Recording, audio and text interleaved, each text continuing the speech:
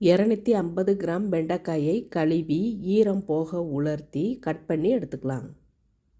கடாயில் 4 டீஸ்பூன் எண்ணெய், கட் பண்ணிய வெண்டைக்காய் சேர்த்து 5 நிமிஷம் வதக்கி 2 டீஸ்பூன் கடலை மாவு சேர்த்து லோ ஃப்ளேமில் வெண்டைக்காய் சுருங்குற வரையும் வதக்கி தனியாக எடுத்து வச்சுக்கலாம்.